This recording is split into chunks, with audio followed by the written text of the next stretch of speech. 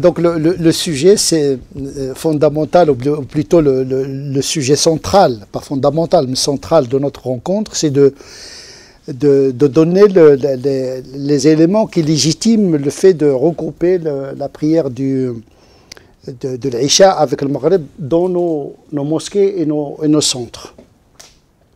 Et pour ce faire,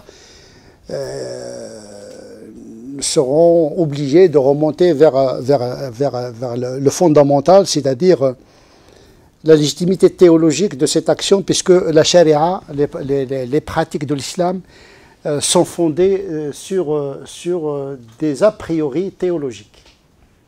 Et qui dit la théologie dit les actes et les attributs de Dieu, puisque cette charia, il vient du législateur par excellence qui est le créateur même. C'est celui qui nous a créés, c'est celui qui nous a révélé cette loi. Et donc, pour connaître la loi, il faut passer par le législateur. C'est très important. Le musharri'. Connaître Dieu, connaître le prophète, sallallahu alayhi wa sallam, comme un a priori pour pouvoir comprendre l'esprit de la loi. L'esprit de la loi.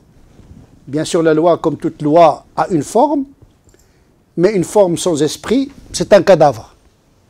Donc il faut toujours remonter vers le sens de ce que nous faisons. Tout ce que nous faisons, j'espère que nous le faisons sincèrement et de manière intelligente et raisonnable, sur la base de la révélation, puisque c'est la révélation qui nous inspire, qui nous guide dans nos choix canoniques, notamment ici en France. Et donc, la question de la dérogation. Vous savez bien que l'islam, les normes islamiques, ils oscillent entre deux normes, deux typologies de normes. La norme ferme, rigoureuse, la azima, 5 prières, le mois de Ramadan, l'interdiction de consommer la boisson alcoolique, c'est le principe, un principe fondamental immuable, la azima. Et puis, nous avons une petite soupape qui s'appelle Rokhsa, c'est-à-dire la norme dispensatoire, ou bien la dérogation. Donc, toujours la charia, il marche avec ses deux pieds. Le principe et la mise en pratique avec facilitation. Et c'est le mot-clé qui va nous importer ici, le mot facilité, qui n'est pas le laxisme. Parce que la facilité n'a de sens que s'il y a un repère. C'est-à-dire rendre le repère, la norme, facile. Pas pour l'éliminer, mais négocier sa forme et son degré et son intensité. Au contraire, l'yusr, c'est celui qui sauve le principe. Parce que s'il n'y a pas de facilitation, au fil du temps, le principe sera éradiqué parce que le monde varie, il change. Dieu l'a créé, le monde en perpétuel changement. Il y a toujours des imprévus, etc. Cette charia se veut éternelle. Donc il a prévu cette plasticité, c'est-à-dire la substance est la même, mais la forme, il peut être liquide, il peut être solide, en fonction du récipient. Mais c'est l'eau, toujours, H2O. H2O ne change pas. Parfois, il vaut mieux avoir du liquide, parfois la neige, etc. etc. C'est-à-dire que la charia, son principe est le même, mais il s'accommode en fonction de la température de la société. Et donc, c'est la facilité qui va nous importer dans tout cela. Parce que le propre de la religion, c'est l'accessibilité. La facilité veut dire l'accessibilité. C'est ça le sens. Le deuxième sens de la facilité, c'est l'accessibilité. Rendre les choses accessibles. Pas renoncer au principe, mais le rendre accessible. C'est ça la facilité. Négocier le principe. Et on va commencer d'abord par le commencement, le verbe. La parole de Dieu elle-même. Dieu a révélé au prophète sallallahu alayhi wa sallam une révélation dans une langue, donc la rendre accessible, parce que les pensées de Dieu sont infinies. Dieu, il a rendu sa volonté accessible à travers un langage humain. Yassarnahu bilisanik. On l'a rendu accessible à travers ta langue. La langue du prophète, Qurayshite. C'est pas n'importe quel arabe, arabe Qurayshite. C'est nécessaire, mais ce n'était pas suffisant. Puisque le prophète, il a remarqué qu'il n'y avait pas que le Qurayshite, il y avait d'autres arabes avec d'autres dialectes. Il a demandé à Jibril si on peut négocier le nombre des variantes, parce qu'il y a des tribus qui n'ont pas la même prononciation, ils n'ont pas les mêmes mots pour qualifier un certain nombre de significations, etc. Donc il a demandé à Jibril de demander auprès de Dieu d'ajouter un deuxième dialecte. Parce qu'il y a des séniles, des vieux, etc. La mémoire n'est pas très forte, donc on peut substituer un mot par un autre, etc. pour rendre le Coran accessible. On l'a rendu facile à ces gens-là. C'est grâce à cette concession que le Coran nous a été préservé, justement. Parce qu'il a été rendu facile. Une fois que le Coran est mémorisé, compilé, la dérogation n'a plus raison d'être. Il ne reste de ces modes révélés que ce que nous connaissons dans les variantes canoniques, le qira'at, le mutawatira, ou on a qira'at shadda. On peut les utiliser dans le commentaire du Coran, mais ils ne sont pas considérés comme Coran. Il y a une autre variante de Muslim où le prophète, lorsqu'il a reçu le Coran avec un seul mode, harf, il a demandé à Dieu, c'est adressé à Dieu directement. Il lui a demandé de le préserver, l'afiyah. Épargnez-moi, épargnez-moi. Quand tu dis Allahumma afini, épargne-moi la difficulté. Épargne-moi l'épreuve. Parce que le Coran que je vais le transmettre avec une seule variante, et donc il ne sera pas accessible à toutes les tribus, à tous les gens. Donc il s'est adressé à Dieu, il a négocié la modalité de la révélation. Que dire de la loi? Si le prophète négocie le wahi, que dire du contenu de le wahi? Raison de plus, c'est ce qui est arrivé.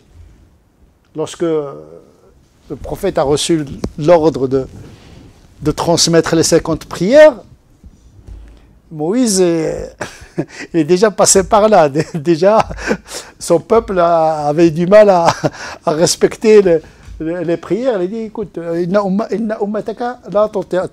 peuple ne le pourra pas. Vous croyez que Dieu ne savait pas? Non, on se pose la question, pourquoi Dieu, il révèle avec une seule variante, sachant que une seule variante ne suffit pas pour transmettre tout le Coran? Et pourquoi Dieu, il dit au prophète, ta communauté doit prier 50 prières? Ou bien tu dis, bon, c'est un Dieu arbitraire, c'est quoi? Est-ce qu'il ne sait pas ou... Qu'est-ce qui se passe? Nous, on passe sur ces hadiths-là comme si rien n'était. Mais au contraire, tout le nœud est dans cette dialectique.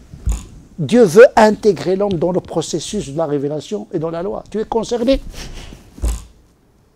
C'est un lieu de rencontre. Sois responsable. C'est une épreuve. Dieu 50, si tu l'acceptes, tant pis, tu auras la loi que tu mérites. Donc l'homme, il fait partie de la charia. Il ne la subit pas. Yuraja, le muraja. Donc il renaît la négociation de la norme. Arini kayfa tuhyi al-mawta. Il y a un rapport, tu interroges. Tu n'interroges pas le texte, tu interroges l'intention de l'auteur du texte. Ce point-là, il est fondamental parce qu'il a des répercussions sur notre manière de conceptualiser les lois.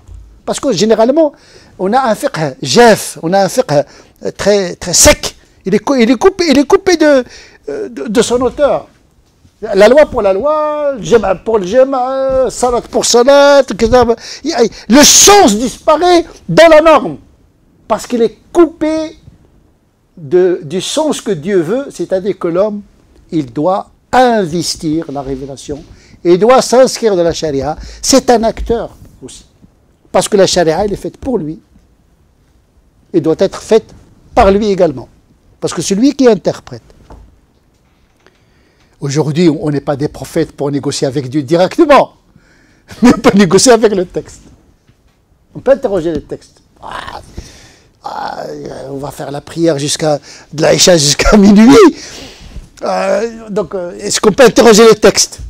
On n'est pas des prophètes comme Moïse ou comme le prophète sallallahu alayhi wa sallam qui va demander à Jibril, etc. Mais on a les traces et la légitimité de faire comme les prophètes. C'est-à-dire, j'interroge la révélation. Est-ce qu'on peut négocier la norme? C'est pour cette raison, il y a le principe, il y a le rukhsa. Les savants ont compris ça de manière intuitive. Justement, c'est une forme de négociation de l'azima pour la transformer en une forme plus facile, accessible. L'islam a une vocation universelle, donc il a prévu de toucher toutes les catégories des humains. Les femmes, les hommes, les vieux, les savants, les pécheurs, les fautifs, les saints, siddiqin. Il faut que l'islam, comme un esprit qui doit toucher tout le monde, avec des intensités différentes. Et cela incombe à qui? Comment rendre cet islam accessible aux gens? C'est nous qui devons faire ce travail-là, en suivant les traces du prophète sallallahu alayhi wa sallam. Le Coran, d'un côté, il dit « Inna salata kanat ala al-mu'minina » Tu as 5 prières, ça y est, tu as de la dérogation, parce que les 5 prières, c'est déjà une dérogation. On n'est pas cité 50. Une dérogation qui est devenue une azima. Mais ça ne s'arrête pas là. Parce que cet azima aussi, il peut être amorti par le principe de la norme dispensatoire. Dispensatoire ou bien modératrice. Une norme d'ajustement. En intensité et en nombre également. Arba'a rakat, il devient 2 rakat, etc., pour le safar, etc., etc. Donc, le texte, il a prolongé cet esprit de rendre accessible cette prière parce qu'elle est très importante. Tellement importante qu'elle doit être accessible. C'est le deuxième pilier. Donc, il doit être protégé justement par le processus qui le rend accessible à tout le monde. Tu ne peux pas faire la prière debout. Si tu es malade, assis, n'importe comment. C'est la seule prière, c'est la seule prescription que tu dois accomplir, quelle que soit ta situation. Même par le cœur. Tu n'arrives pas à faire bouger tes yeux. Mais tu n'as pas une dérogation d'oublier Dieu. C'est ça, le dhikr. C'est ça, le cœur de la prière, c'est pas la prière. N'oublie pas Dieu, tu as 5 moments. Ou bien 3 moments si tu rassembles.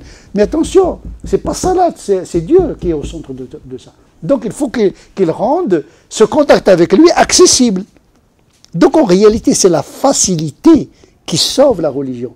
La facilité, généralement les gens ils pensent que la facilité c'est la dispense totale.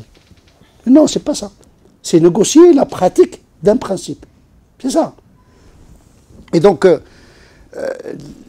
le prophète sallallahu alayhi wa sallam est le meilleur connaisseur du Coran. Le Coran, il dit la prière a été prescrite dans des temps précis. Et on voit que le prophète, d'un côté, il rassemble les compagnons dans la mosquée, il fait la prière de Dhuhr et l'Asr ensemble, le Maghrib et l'Isha ensemble. Il regroupe les prières sans raison. Sans raison. Ni maladie, ni pluie, ni voyage. C'est quand même ça. Quelle est la symbolique de tout ça? Est-ce que le prophète n'avait pas compris le Coran, ou bien il veut donner un autre sens? Inna salata kanat ala al-mu'minina kitaban mawquta. Justement parce qu'il y a des temps déterminés, qu'il y a une possibilité de regrouper dans des temps aussi. En vérité, c'est le regroupement. Il confirme la ponctualité dans la prière. C'est de la règle, tu dois respecter les temps. Mais puisque la vie est pleine d'imprévisibilité, d'imprévus, eh bien, il y a ce qu'on appelle rukhsat al-jam' bayna al-dhuhri wal-asri wal-maghrib wal-isha. Vous remarquez qu'il y a une limite. On ne regroupe pas le fajr avec le dhuhr l'Asr avec le Maghreb, sauf s'il y a vraiment un empêchement extrême. Et donc effectivement, le prophète sallallahu alayhi wa sallam, par cet acte-là, il veut insinuer que, attention, il faut lever toute gêne qui pourrait se produire à un musulman qui respecte à la lettre cette prescription des 5 prières déterminées dans des temps précis. En tout cas, c'est l'explication d'Ibn Abbas qui rapporte le hadith. Il dit il a fait ça justement pour signifier que notre religion est facile. C'est pour cette raison beaucoup de savants considèrent qu'on peut regrouper Dhuhr, l'Asr, le Maghrib et l'Isha pour n'importe quel besoin. À une seule condition, que cela ne se transforme pas en pratique continue. Il y a Ibn Abbas, bien sûr, qui est de cet avis, qu'on peut regrouper Dhuhr, l'Asr, le Maghrib et l'Isha, pas uniquement pour une raison de safar, pas pour une raison de le matar, de la pluie, pas une raison de le marad, mais pour une raison de travail, pour une raison pour n'importe quelle raison. Il y a une raison professionnelle, etc. Les savants d'aujourd'hui, ils intègrent le fait qu'on a des examens, par exemple, on a un contrat commercial, on a un travail, etc., etc. Donc on peut regrouper le Dhuhr, l'Asr, le Maghrib ou l'Isha. Donc il y a Ibn Abbas, il y a Abdullah ibn Sirin, un grand successeur, il y a Ibn Shubruma, ou Shubruma, qui est un tabi'i également. Il y a Rabi'a également, il y a le Qaffal al-Kabir, il y a le Hassan al-Basri, il y a Saïd ibn al-Musayyib qui a donné la dérogation à des bergers, des pasteurs qui gardent les chameaux. Il leur a donné la dérogation d'accomplir l'Isha avec le Maghrib, parce qu'ils sont épuisés par leur travail. Donc il leur a dit, voilà, si vous avez peur de dormir après le Maghrib et rater l'Isha, eh bien vous pouvez regrouper l'Isha avec le Maghrib. Donc il y a un certain... Ibn Taymiyyah également, Ibn Qayyim al-Jawziyya, il dit, bon voilà, quelqu'un qui est dans sa boutique ou un boulanger qui a peur que son pain brûle, il peut regrouper entre Dhuhr, l'Asr, le Maghrib et l'Isha, etc. Donc là, ces savants, ils ont compris que l'azima des 5 prières ne peut être sauvée que par des dérogations. Il y a même des savants qui disent il n'y a pas de mal, même s'il n'y a pas de raison, à condition que ça ne se transforme pas. Ça, c'est l'extrême. Il dit il n'y a pas de raison, voilà, c'est par fainéantise de temps en temps. On regroupe Dhuhr, l'Asr, le Maghrib et l'Isha, mais ça c'est Madhab al-Iraq. Madhab al-Iraq, ils peuvent regrouper, il n'y a pas de raison, mais ils peuvent regrouper, mais à une seule condition, il ne faut pas que ça soit une habitude. Il ne faut pas perdre de vue Rukhsawi, mais à condition de ne pas oublier les 5 prières. C'est-à-dire que la azima, quand les conditions sont satisfaisantes, et le rukhsa quand la réalité devient contraignante. C'est à partir de cet esprit de facilitation, en ancrage avec la réalité, que nous avons choisi de regrouper le Maghrib ou l'Isha dans nos centres et dans nos mosquées pour alléger cette pratique, surtout quand l'Isha vient à une heure très tardive dans la nuit. Et donc nous avons décidé canoniquement d'appliquer cet avis. Ça ne veut pas dire que les gens sont obligés de prendre cette dérogation. Une dérogation, elle reste toujours une dérogation. Mais puisque nous pensons au maximum possible de gens, nous voulons vulgariser, médiatiser cette dérogation, surtout pour beaucoup de musulmans qui travaillent, qui ont des études, qui ont des occupations, etc. Et à un moment donné, ça devient très très très difficile pour beaucoup de musulmans de faire ça à l'Isha à 11h30, etc. Donc le Fajr, parfois, il est à 4h30, 5h, etc. Ça devient très difficile. Donc pour sauver les 5 prières, eh bien, nous donnons cette dérogation. En tout cas, dans nos mosquées, on regroupe le Maghrib et l'Isha. L'imam n'est pas obligé de prendre cette dérogation. Il peut faire ça à l'Isha en tant que nafila. Et chez lui, il peut faire Salat al-Isha en tant qu'obligation. Le musulman, quand il entre dans nos mosquées, il n'est pas obligé de faire salat al-Isha avec nous. Ils peuvent faire salat al-Isha comme nafila, ou bien il fait le maghrib et il rentre chez lui sans faire salat al-Isha. Donc chacun est libre individuellement. Mais sauf que nous avons choisi de regrouper dans la mosquée le maghrib ou l'Isha sans obliger les gens à prendre cette dérogation. En plus, le voisinage, malheureusement, nous avons une population qui ne respecte pas du tout le voisinage. Donc, ils font la prière et ils restent jusqu'à minuit, etc., en train vraiment de causer des nuisances à l'entourage de la mosquée, ce qui donne une très mauvaise image à l'islam et donc à Dieu, de certaine manière. Donc, c'est une raison subsidiaire. Mais la raison principale, c'est de rendre cette pratique facile. On n'est pas les premiers à le faire. Il y a beaucoup de mosquées en France, à Lille, en Allemagne, dans beaucoup de pays d'Europe. Ils ont pris la dérogation qui a été énoncée par le fatwa d'un ensemble de conseils de fatwa, que ce soit en Europe ou ailleurs. Donc cet avis existe et nous allons l'appliquer. Donc voilà ce que je peux dire sur cette question. Si vous avez des questions.